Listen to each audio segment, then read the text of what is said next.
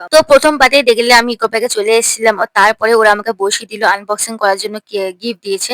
তো সেই গিফটটা এখন আমি আনবক্সিং করছি। তো আমি দেখেই অবাক যে ওরা কি করে এই কানের দুলটা পছন্দ করতে পারল।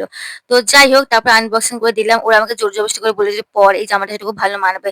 তো সেই হিসেবে আমি পরেও নিলাম। তো দেখো কেমন লাগছে অবশ্যই কিন্তু কমেন্ট করে জানিয়ে দাও। আর তারপরে কিন্তু কেক কাটিং হলো। Happy birthday to you, happy birthday to you, happy birthday to you মিষ্টি।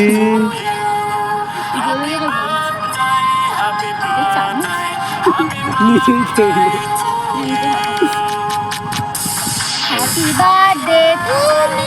খা খা খা খা খা।